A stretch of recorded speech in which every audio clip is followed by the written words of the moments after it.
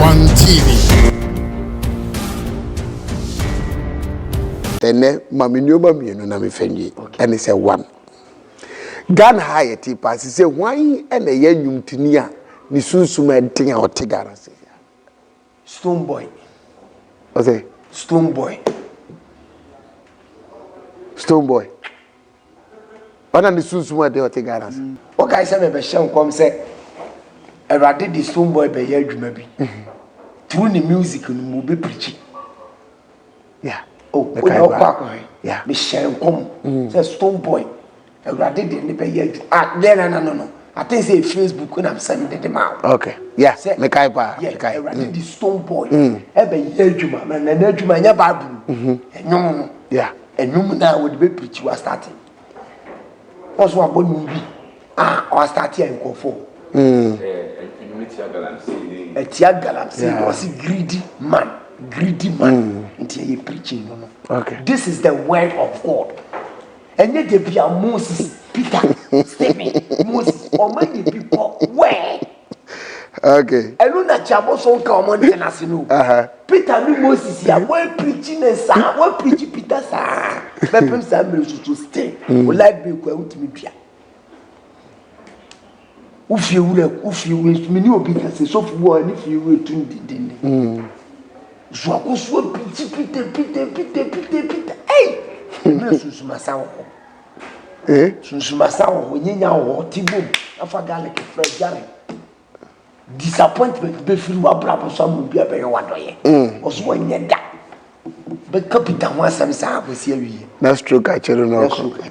It is a who from there. Musician or teso or Ghana. Stone Boy. Yes.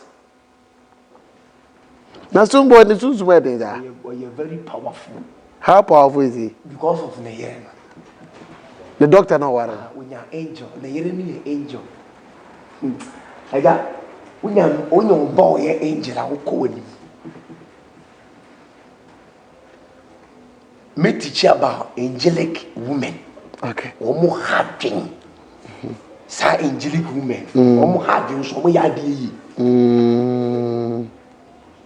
Omo very powerful. We shall omo did them one. Omo one yes so thing. Omo ba Stone Boy re. Yes. Tina Stone Boy here fast say no boy who cook SM sister. Okay. To know be in tears here all of a sudden Stone Boy so be worry. Now for the yire doctor no Won't you say that? Stone Boy, I think say ne papa ni who say ne mama ne ho. Minim say ne mama ne ho, ne mama adumu, but ne papa no. Family ne ka che so o ya wonani. Yeah. They know spirituality. No so share girl na we nya no. Angel. Inti yawo ada baba you be teach about angelic women. Okay. Yawo yawo bofo ma. Unya ba ko a wawie. Adi Yesu nana. Abubu se wunya bofo ma ba ku se ya na ware na wuni bi enes o ma uska o oba wa ba ko kura na no na ode kire no ma se wudi so abe se na ekeka ni o ma ye wow but omo happen okay omo so no omo happen ankasa okay omo be ma pressure omo de no okay angelic woman bi happen it is a wunya time the man what tinase what tin de o ye bia ase say okay ma fa ne sa opon bibia ma fa ne sa the Stone Boy the strongest spiritually musician or Ghana and yire the otosu bi me sakode yire we angel intini we angel no Tracy yes we angel da and was me ware sa again omo de dem wan na shatter ni gen o jani shatter mi chi ndo shatter nye yo shatter ni na o we also onye oba oma na spiritualist no man spiritualist mean dissecting who oba kro okay sa lady no e telekuman but me ka asem lady ni sa baba back obazani shatter wala yes shatter be wa no the girl oh yes shatter be wa girl shatter michi no one shatter wall in temu atenu a odu bi atenu be bi o me sa baba on baba back ama shatter one shatter oba ware you next year shatter be ware but oba ware shatter bit ai de gena shatter ware ya Africa no be pija mo so one ware dia level see ya no no you so ware and oba so bit for ware no sa lady shatter miji yes apart from that oba bia ba obeko na say oba ne say there is no way obeti be shatter carbon bio anya de a shatter obeji de bio shatter de that sees the God of Mosai and the seven angels of God. Yes, they will come back together. Hey, I mean, tell me. What do you mean, meet your baby? Only need them to make take. Who be a depart? And one. No, as I could share. No, I warren. Sour power. Let me see. Or ye angelic woman. Okay. Indeed, something see. Or ye something see when the ever did it. Because Samson papa ne mama we angelic woman ma Samson at 20 no and okofa Lucifer Ana brabo wi wi no nti be bi opeso boba bia e ya hwe first marriage se itimi gina de a no se obetima ko yi na se kwa bi so obi be ware a wo so obehu o no tibi kire se nipa da o ware no angelic woman na so angelic woman no so Lucifer. Okay. When you Lucifer, you are angelic woman. Okay. Say angelic woman, who did them one. And this guy no the mawu. Be quite be say. Wenyeska. Business special say akoso sa. No mo susu unye schedule level bi. Pressure. Yes, who do omo bone ya. You come back. Oi, obeba fun. Oboa. Bra die na me nie bi o. Bra bo sisi omo kese. But life be miserable. Why so na yesi ni twani ya Ghana huhum fam wote so pa. Lewen. Ezo say the era da ba wie ye o say the else le we yente nka. Say Dr. Like buy kra ba hye ne so ni ade. Dr. Like you know yeah juma but you can spiritual. You can spiritual. Huhum asem ne yeke.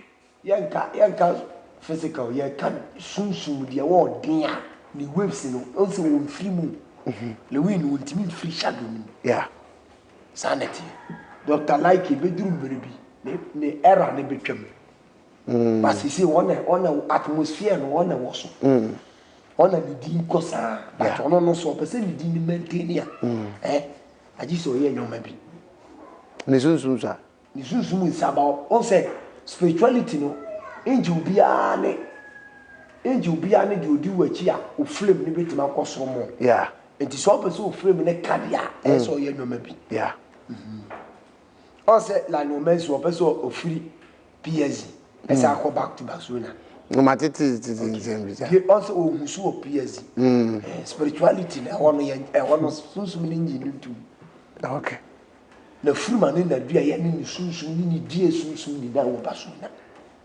na ho makao enti wo boa untimi mbobo PSG emfa sanity ti sinifo nim de lewen honhum fam no ona ye strong ti se ni yesi hunu no lowen se be jane na so bi o asa aye bibia Ghana fo na ni ba gibi wala ntimi man na so be jina so ma Ghana fo ni jibati Dr. Like kura twam chichiku neba sana kura chichiku ani huhu ba sa chichiku no betina so achamo aso no ne Dr. Like ya na ne nam na Dr. Like twam say Dr. Like ni era na eko ana odi chichiku no beba eti Dr. Like ni chichiku no beba chichiku no ne aroma no ebe pija akoso pa as Dr. Like okay eba na sa Dr. Like amane han okay de ya hye no sanity The great lion of Africa. Baba, shall see any American coffee. Everyone so quiet there come. They have a sabbath, that's you. And you answer me chat to. And in fact, I'm looking for a more free African countries near the other. So, a coffee be nani jokasa near them. This will be a person or new dim como ya. Say, I know who be so we are free, so be able to up on where they go. The open Juma, the open Krata, the open. Yeah, with my friend. So be a problem pa who are be fine. Me na me catch me nyankopon but me the time beton. Yeah. Ma catch say me nyame. Nyame na eye. It me ye anye ya ontwe urade anim. Okay. Simple. Okay. Me nya magic. But urade na eye. It won for ni gidie nkam gidie oni enya ade. But I don't say so a eba so chese nyankopon na mo so ye nyoma kese ba. But adwuma pass si pan nyame dia ma me ye. Obi nkrata. So be a kwama no no open krata. First no na sa dum no sa bofu ni nyama me so. Yeah. Nti mas me sreche. Se urade obu ho an nkrata ka. A loki kura yem pesi edi be man. Ma me sa gift no say this nipa no shiu dwan. So shiu dwan ko adia. Ne sabaka. Ne sabaka. Okay. Ti ho na me feel the power. Krata se pa. Okay. Mama nyina we so na me nka nche obi bia ohwe me se wo amo na me emfa ho ni years ne se na sitie. So nkrata aka baabi na wo twe na ma Prophet Lion. Yankopon de sa adom ne de amane se ye de ba huko kruk. Baabi akɔhye bia no nsabeka krata. Frɛ papa wo number na egu kasa for ni so no. Wo fa bu bia na frɛ papa wa daje ne mre a wo de beba na nyame etumi so so obenam papa yi so ama wo so ade a wo hwehwɛ do nsaka nyame hira wo sa wo yesa